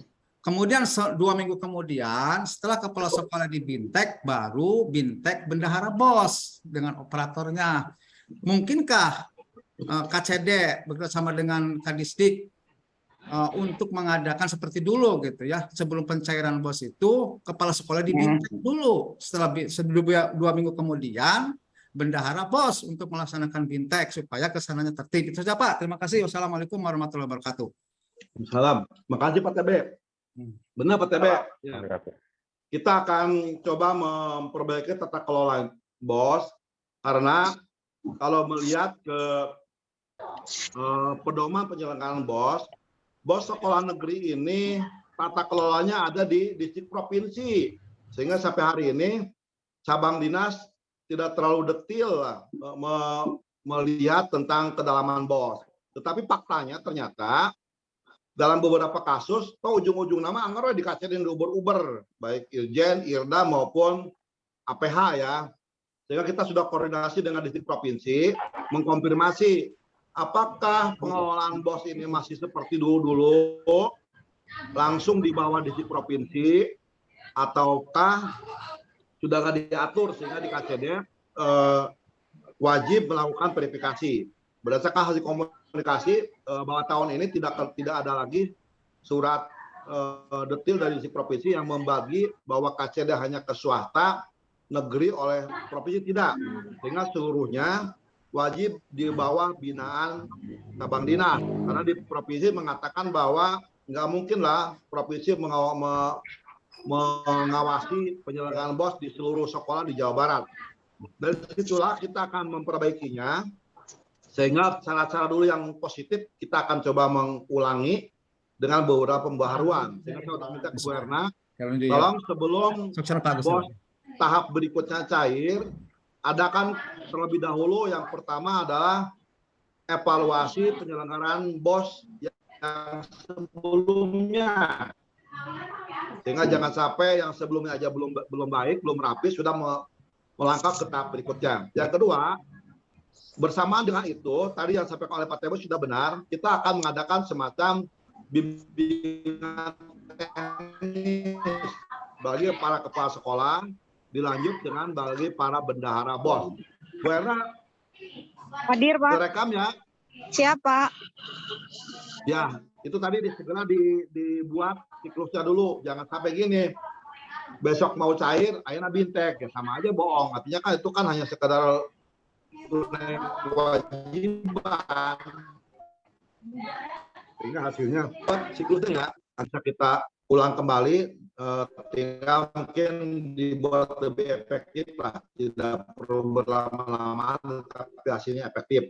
Itu kemudian yang berikutnya, saya nggak tahu juga nih, boleh ada koperasi boleh masuk ke situ lah. Boleh Pak, bisa Pak. Boleh ya. Bisa. Ya, nanti boleh. Itu untuk daftar ke siplahnya Pak. Ya, boleh Pak TB. Silakan nanti dibantu oleh tim KCD untuk cara masuk ke siplahnya ya, barangkali sekolah kesulitan. Tetapi saya ingatkan ya, koperasi ini sekali lagi ya, koperasi maupun kantin itu disubsidi ke sekolah, listriknya dibayar ke sekolah, tempatnya ada di sekolah, sehingga seharusnya kantin maupun koperasi itu ada kontribusi ke sekolah, sehingga masuk ke pendapatan lainnya. Itu ya, kalau diingatkan ya, jangan sampai koperasi ini disubsidi, kantin disubsidi, tetapi ternyata keuntungan mereka hanya untuk mereka sendiri. Itu nggak fair ya. Sehingga diwajibkan ada pengembalian ke sekolah melalui RKS sudah muncul tuh pemasukan dari koperasi, termasuk juga pajak-pajak retribusi ke provinsi ya tinggal dihitung aja lah, dikira retribusinya berapa yang masuk akal. Kemudian dipastikan juga ada pendapatan yang masuk ke sekolah. Dan yang terakhir kantin koperasi, tolong harganya, idealnya koperasi itu harganya lebih murah, minimal sama. Jadi jangan ada koperasi jual baju harganya berlipat-lipat di luar. Di luar misalkan baju harganya 200.000, koperasi 400. Kan nggak rasional ya. Jadi harganya minimal harus sama dengan harga pasaran. Bahkan kalau bisa lebih murah. Karena apa? Kan disubsidi sama kita. Harusnya kan lebih murah daripada harga pasaran. Itu Pak ya. Ya, terima kasih Pak. Baik, terima kasih Pak CD dan Pak TB. Berikutnya Bapak Makmur dari SMK 1 Karawang. Silakan Pak. Maka. Baik, terima kasih. Assalamualaikum warahmatullahi wabarakatuh. Yang terhormat Pak KCD dan teman-teman lain. Dua hal yang ingin saya sampaikan kaitan yang pertama dengan PKL, Pak. Sebetulnya SMK itu marwahnya itu jadi PKL sebetulnya. Nah, kalau SMK tidak PKL, tidak ada PKL siswanya, maka itu justru melanggar aturan, melanggar undang-undang pendidikan SMK. Nah ya, saat ini memang di PKL itu sendiri ada beberapa sekolah yang mapan, bahkan meningkat modelnya bukan lagi PKL, tapi sudah kelas industri. Tapi banyak juga sekolah-sekolah yang masih berkutat di sistem PKL yang minimal 6 bulan, bahkan kurang dari 6 bulan. Menurut saya, PKL itu bukan keinginan, bukan keinginan salah satu, tetapi dalam hal ini sekolah yang membutuhkan industri. Di sisi lain, industri juga mungkin ada pertimbangan untung rugi, sehingga jarang sekali yang sinkron antara keinginan sekolah dengan keinginan industri. Untuk memudahkan itu, tentunya kami berharap ini bagi terus terang bagi sekolah-sekolah yang masih bermasalah dalam hal PKL. PKL ya Pak ya, bukan magang. Kalau magang itu untuk alumni. Jadi PKL itu butuh dukungan moral dari stakeholder, dalam hal ini mungkin Kacadin. Yang kalau memang mendapatkan temuan-temuan yang tidak cocok, dalam arti kata tidak meningkatkan kompetensi siswa, bagusnya ada ada kumpulan yang ingin memberitahukan bahwa sekolah, dalam hal ini mungkin dalam hal ini Kadin gitu ya, mengajak teman-teman atau orang-orang industri itu untuk memahami kita atau saling memahami gitu. Karena di sini terus terang saja tidak semua industri yang gampang diajak untuk bekerja sama dengan kita untuk PKL. Terus terang saya seperti itu. Jadi kasihan dengan teman-teman yang boro-boro berubah model, meningkat model, jadi kelas industri kemudian rekrutmen, ya, yang masih PKL itu masih memang tidak sesuai dengan kompetensi siswa. Ya. Jadi saya berharap di sini, kalau prosesnya kan sebetulnya kan kita mengajukan kemudian sesuai dengan kurikulum, kita menyamakan kurikulum maunya apa industri. Sebetulnya kita sekolah itu SMK itu banyak berjuang lah untuk itu. Tetapi mungkin memang barangkali butuh figur stakeholder atau mungkin dalam hal ini mungkin Pak Cadin bisa berdialog langsung atau bisa mempengaruhi orang-orang industri, kita dibawa ke sana, masuk dibentuk dalam satu pertemuan atau apa gitu supaya orang industri paham keinginan kita dan kita pun paham keinginan industri. Itu mungkin Pak yang pertama kaitan dengan PKL. Yang kedua dengan BLUD, kami sebetulnya sekolah ada 3 di Cadin itu sekolah yang mendapatkan kepercayaan melalui Pergub yang yang diberikan mandat selaku sekolah BLUD. Sekolah kami SMK 1 Karawang, Purwakarta, dan kalau tidak salah di Subang itu SMK 2, SMK 1, saya tidak tahu itu. Kepala sekolahnya juga saya nggak kenal sih, siapa namanya saya. Nah, menurut yang saya pahami di BLUD, makanya tadi saya juga bingung itu ada Mamin, ada bingung saya mohon diajarkan itu ya saya tuh soal BLUD kok dengan Mamin, BLUD kok dengan itu dengan ATK dan sebagainya. Setahu saya BLUD itu memang betul sekolah itu diberikan keleluasaan untuk mengembangkan potensinya ya berdasarkan sumber daya yang ada di sekolah. Baik itu dalam bentuk produk siswa Pak. Produk siswa dalam ini melalui TEPA, melalui Teaching Factory yang kemudian dijual. Kemudian diolah, dikelola dan kemudian jadi keuntungan sekolah. Yang kedua itu mengenai jasa. Jasa itu ada mungkin di sini ada di kita sudah ada yang di bawah naungan BLUD ya, tentang perencanaan pembangunan. Di sini ada. Kami kebetulan punya guru bangunan yang sudah memiliki sertifikat sebagai perencana. Yang ketiga itu sewa. Jadi kami punya fasilitas yang ada di sini seperti tempat untuk rekrutmen, ya, kemudian ada kantin, ya, kemudian ada itu masuk dikelola oleh BLUD. Jadi intinya BLUD itu kalau memang ada ini di teknologi karena BLUD itu ada 2 yang ada 2 teknologi dan Bisman ya. Kalau Bisman saya kurang tahu seperti apa, tapi kalau teknologi semata-mata untuk peningkatan kompetensi siswa ya. Jadi basicnya itu peningkatan kompetensi siswa yang kemudian produknya itu bisa dijual. Seperti itu. Kami sudah punya produk kami itu sekarang sudah komponen moge kita sedang berjalan. Kemudian kursi, bangku ya yang diproduksi oleh siswa kita sudah berjalan. Kemudian trainer kita sudah berjalan. Tapi kalau untuk mengembangkan diri untuk membuat menerima Mamin dari teman-teman tuh kita bingung gitu. Mau diberikan ini. Tapi yang saya tahu koridornya memang itu. Ya, koridornya adalah setiap kegiatan yang menghasilkan uang itu dikerjakan oleh siswa. Begitu Pak. Ya, mohon pendapat atau mohon ini kaitan dengan yang Bapak maksud itu. Dan kemudian kami sudah melaksanakan sekarang aja kami sudah berjalan ya. Produk-produk yang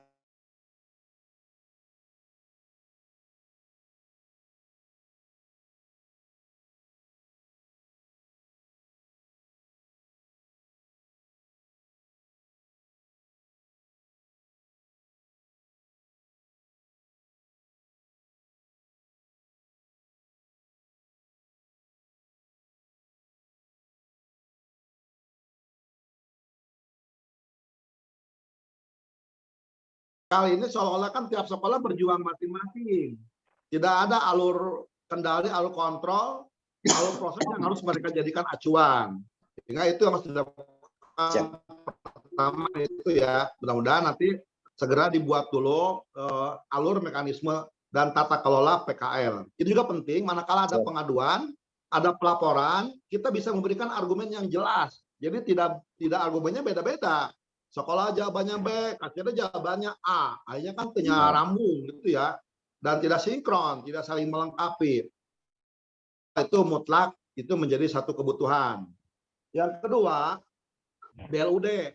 Kita mengharapkan, kenapa kita terus mendorong agar BLUD segera menunjukkan kinerjanya, karena ini waktu terus bergulir. Jadi kita tidak harus menunggu arahan ataupun regulasi teknis yang dikeluarkan oleh Pemprov. Iya, kalau mereka membuat. Kalau mereka nggak membuat, kita harus mengingatkan. Untuk bisa kita mengingatkan ke Pemprov, mengingatkan ke KCD, atau mengingatkan ke tim sekolah, kita harus tahu betul seperti apa dokumen-dokumen administrasi, birokrasi di BLUD. Sehingga kita harapkan, yuk kita datang ke satu tempat yang memang sudah ready, bawa ke sini. Ini loh, agar BLUD jalan kudu ada A, B, C, D sampai Z, semuanya harus lengkap data itu. Kita centang mana yang udah ada, mana yang belum. Apakah yang belum ini kewajiban KCD atau kewajiban Pemprov? Kalau kewajiban kita, yuk kita bereskan, kita siapkan. Kalau kewajiban Pemprov, kita jelas nyusulnya. Ini loh Pemprov, kami butuh ini. Nah, yang selama ini terjadi kan kita hanya menunggu. Pemprov mau turun kapan juga kita nggak tahu. Itu ya. Yang berikutnya, saya mendorong agar BLUD mengembangkan model layanannya agar tadi betul-betul BLUD mendapatkan pemasukan yang maksimal. Kalau pendapatannya maksimal, maka pembelajaran juga terpenuhi kebutuhannya. Karena ke depan BLUD itu betul-betul mengandalkan hasil produksi sendiri. Bukan hanya tentang pembelajaran, tapi pembiayaan juga dari BLUD. Sehingga dari pemerintah sifatnya hanya penyertaan modal. Kita nggak tahu ini kapan dilakukan dan tidak harus menunggu. Sehingga segala potensi itu harus diraih ya. Nah, di sekolah kan ada bisnis manajemen. Bisnis manajemen bukan tentang produknya, tentang manajemennya. Bagaimana dia jualan, bukan tentang jualan makanannya, bukan. Jadi jangan berpikir makanan itu tata boga. Untuk produk makanan memang tata boga. Tetapi pengelolaannya itu bisnis manajemen. Bagaimana pembukuannya itu bisa gitu ya. Tapi tergantung kita bagaimana menerapkannya ya. Bisa itu di bagian dari pembelajaran atau bagian dari program kewirausahaan atau di ekspor. Itu sangat tergantung dari bagaimana kita mengambil dari sisi yang mana ya. Kalau memang tata boga ya dari produknya. Bagaimana membuat makanan yang enak, nyaman. Kalau dari bisnis manajemen tentang pembukuannya, tentang packagingnya, tentang online-nya, tentang macam-macamnya. Jadi sudut pandang aja yang bisa kita ambil. Saya hanya potensi sehingga kaitannya ke mana? Silakan dikait-kaitan tapi yang rasional. Potensi apa yang di wilayah kita? Selama ini potensi di kita kan ada makan minum ya. Apakah makan minum tentang packagingnya boleh, tentang pembukuannya boleh, tentang online-nya boleh, tentang pemasarannya boleh, tentang produknya itu juga boleh, termasuk juga TK dan lain sebagainya. atau tentang tata kelola ruangannya juga boleh gitu. Tapi tergantung bagaimana kita mengkaitannya. Tetapi ini potensi yang ada di tengah-tengah kita yang sangat nyata gitu ya. Nah, tinggal bagaimana cara menyambungkannya ya sekolah yang lebih tahu. Kalau saya hanya dari logika begitu aja, tetapi pasti ada keterkaitannya. Hanya memang butuh proses ya. Tetapi sambil itu jalan, yuk kita benahi. Sehingga saya minta ke Bu Risa nanti sebanyak-banyak lah persoalannya beberapa orang cek di Google tuh tentang tata kelolanya, baik tentang personil, pengolahan keuangan, pengolahan aset, karena BLUD ini otonom, dia ngelola duit sendiri, aset sendiri, personil sendiri. Hanya kapan itu diotonomkan sepenuhnya sangat tergantung dari Pemprov. Cuma sampai hari ini kita kan hanya bisa menunggu, ya, kita tidak tahu dokumen apa harus disiapkan. Sehingga sebaiknya ya sambil kita pengayaan, yuk kita datangi beberapa lokasi yang memang layak untuk dikunjungi ya. Nggak usah banyak-banyak orang lah. Per BLUD-nya hanya beberapa orang yang memang bisa menjelaskan ulang ke rekan-rekan di sekolah. Cukup aja satu HIS, bring KB gitu ya. Tunggu kereta, mau ke pesawat lah. Yang belum itu kunjungan Pak KCD dengan reng-rengannya ke sekolah kami melihat kami untuk diberikan pembinaan masalah BLUD itu yang belum. Kalau kunjungan pembinaan gitu. Kalau kunjungan ke sekolah lain yang sudah mapan BLUD sudah Pak, sudah kami lakukan. Kami mengadopsi itu sebagian dan tinggal kunjungan dari KCD aja. Ditunggu, boleh. Iya. Silakan ya. Ditunggu Pak. Siap. Terima kasih Pak KCD, Pak Makmur. Berikutnya kita coba saya sampaikan. Kita akan selesai pukul 10.30 ya. Kita lewat 30 menit karena tadi pagi ada kesalahan, ada gangguan teknis ya.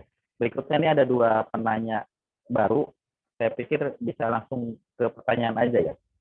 Silakan ke Pak Ajang Sarif dari SMKN 1 Pleret. Silakan Bapak.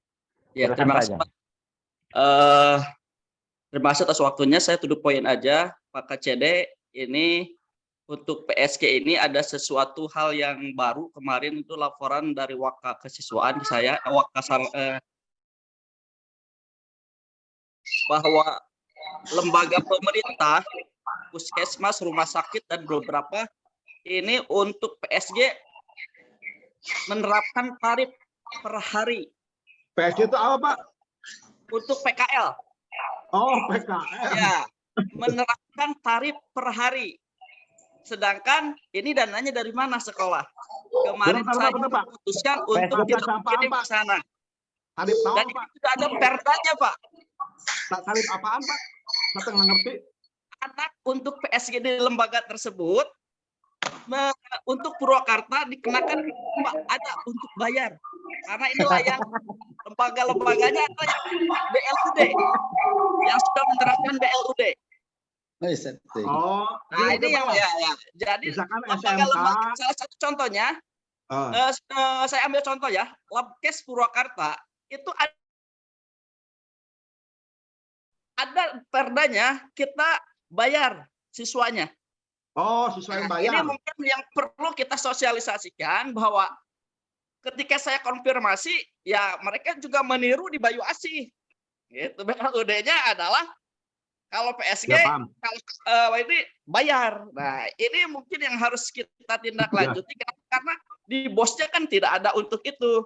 Ya, kalau dijatuhkan ke orang tua siswa juga ini bahwa komunikasi dengan lembaga-lembaga itu harus kita laksanakan. Ternyata mereka tidak paham tentang pembiayaan sekolah, sehingga ketika BLUD lembaga-lembaga mereka membuat tarif-tarif terhadap pelayanan. Nah itu mungkin Pak informasinya. Semoga ini bisa dibahas, sedangkan audiensi juga DPR juga nggak paham gitu, sehingga disahkan aja perdanya. Itu aja mungkin. Terima kasih Pak.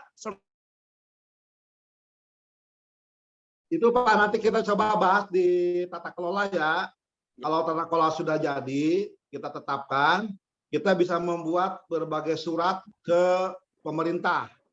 Kalau misalkan ada BLUD lain yang menetapkan tarif, kita bisa konfrontir dengan peraturan Menteri Ketenagakerjaan. Jadi tidak boleh juga ada perda yang bertentangan dengan PP yang di atasnya. Nah, ini tugas dari para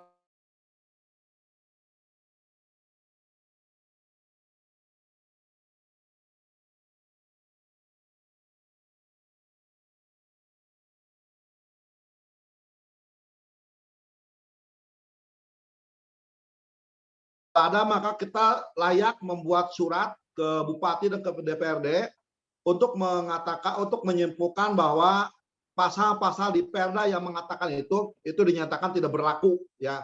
Tapi itu nanti dikaji lebih siapapun itu, kita bisa membuat surat keberatan, ya, keberatan dengan dasar ada aturan yang di atas Perda yang mengatur itu, ya. Itu Pak Jang, ya. Makasih informasinya. Baik, Pak. Terima kasih, Pak. Terima kasih, Pak Jang. Berikutnya satu lagi, ada waktu di jam saya sekitar 10 menit lagi. Berikutnya ke Pak Endang Sutisna, ini keluar masuk nampaknya. Pak Endang ada? Pak Endang keluar masuk. Berikutnya Bu Juliah, enggak? Dari Pak Endang. Tadi keluar, Pak. Iya, Tadi keluar. Ini. Jadinya. Iya. Udah on lagi sekarang. Terima kasih.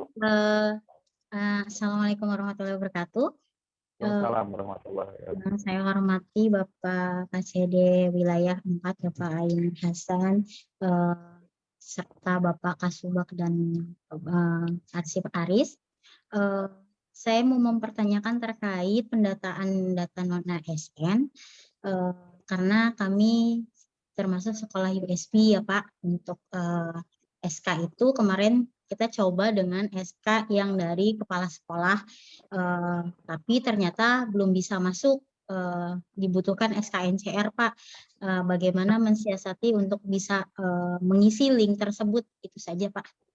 Terima kasih. Assalamualaikum warahmatullahi wabarakatuh. Assalamualaikum warahmatullahi wabarakatuh. Pak Dida, jawab dong, saya nggak paham. Pak Dida, mangga. Hadir, siap. Mangga, Pak Dida. Mangga. Mohon izin Pak KCD. Terkait NCR itu SK-nya ada di Pak Idwan, Pak. Jadi sebagian sudah di-share. Jadi itu bisa Ibu minta ke bagian keuangan untuk SK NCR tersebut. Sebagian sekolah sih sudah memiliki NCR tersebut. SK-nya ya, SK-nya itu sudah memiliki. Jadi Ibu bisa update-nya melalui data itu. Jadi ada Bu di sana, Bu. Oh, kemarin sudah coba saya cek Pak, kebetulan untuk SLB 1 Karawang Barat belum muncul Pak namanya. Di NCR, di yang NCR 2021 Ibu ya? Yang 2022 Pak, malah 2022. kemarin kan ada yang share ya. Oh iya betul. Tapi kemarin hanya sebagian Bu ya? Apa yang total semuanya? Kalau nggak salah sih di situ sih sudah ada Karawang, Kabupaten Karawang ya. Untuk yang terbaru saya belum dapat lagi. Cuma di list itu ada Kabupaten Karawang, cuma itu SLB Kabupaten Karawang, bukan SLB 1. Karawang Barat ya. Oh, siap. Nanti kita konfirmasi dulu ke Pak Idwan. Siap. Terima kasih Pak Dida. Mohon mangga Ibu sami-sami. Baik, terima kasih Bu Julia, Pak Dida. Berikutnya ada waktu 5 menit lagi. Pandang, mangga. Pandang langsung ke pertanyaan aja Pak, atau ke persoalan. Ya, terima kasih. Langsung saja ya Pak. Ya. Assalamualaikum warahmatullahi wabarakatuh. KCD izin bertanya terkait nyambung pertanyaan dari SMA 2 Subang Pak Dadang TB dan SMK 1 Kerawang Pak Abamu terkait BLUD dan koperasi. Bagaimana kalau SMA kan tidak berbentuk BLUD, sementara ada beberapa fasilitas mungkin kayak di Banyusana ini ada lahan yang kosong yang tidak atau belum dimanfaatkan sampai saat ini. Jadi lahan kosong saja gitu.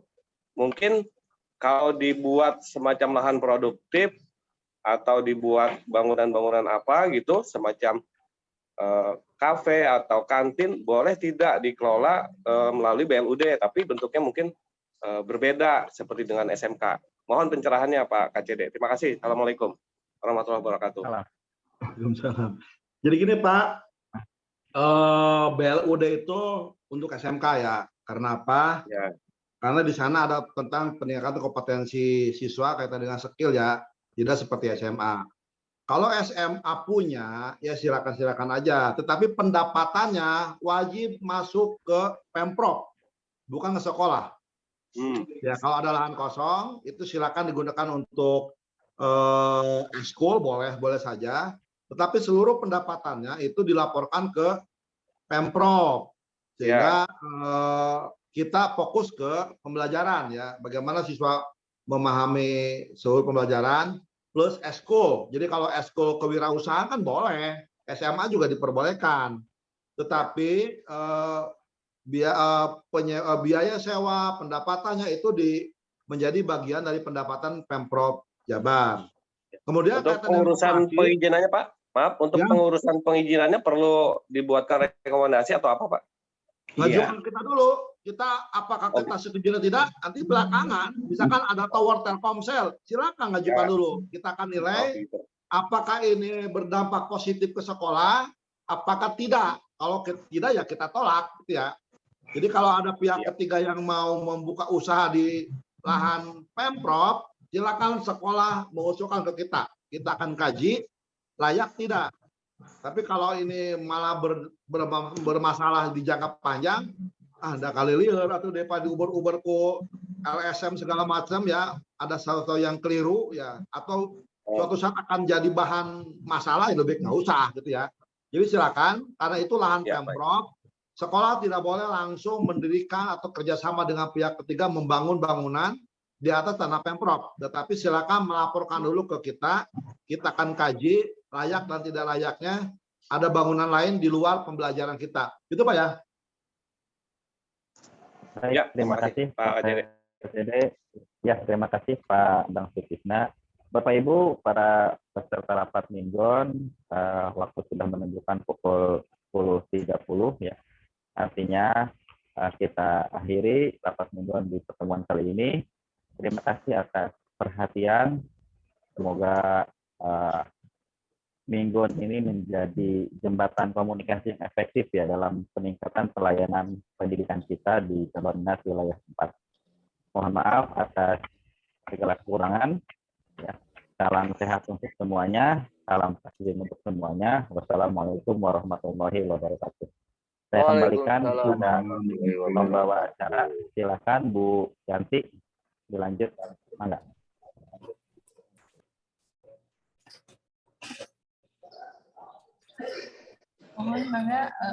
Terima kasih kepada Pak JJ Jalaluddin yang telah memimpin rapat mingguan hari ini sehingga berjalan dengan lancar ya. Alhamdulillah penyampaian materi dan diskusi. Apabila ada pertanyaan lebih lanjut bisa nanti di lain kesempatan di rapat mingguan berikutnya atau bisa japri. Baiklah, untuk mengakhiri acara rapat mingguan hari ini, mari kita akhiri dengan pembacaan doa kepada Bapak Adit Suhedin MPD. Silakan. Baik, terima kasih Ibu yang memberikan kesempatan pada kami untuk saya.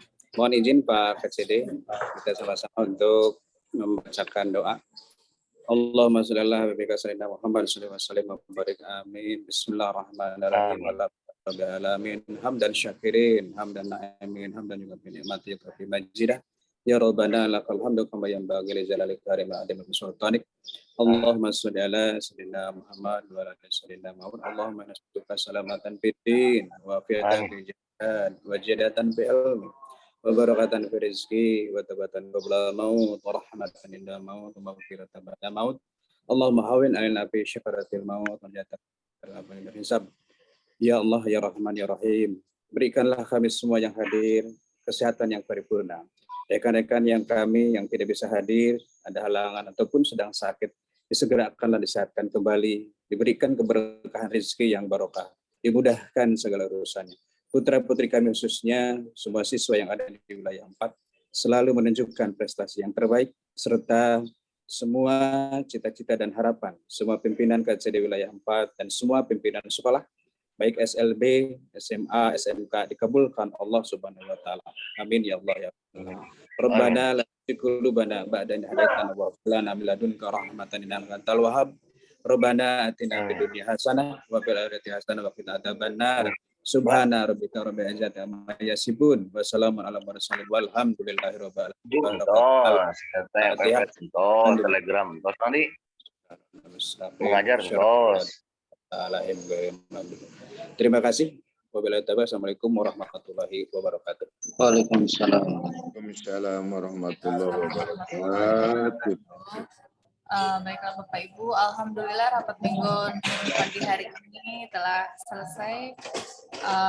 Semoga bermanfaat untuk kita semua dan semoga memberikan kelancaran kepada aktivitas kita selanjutnya. Terima kasih yang sudah hadir.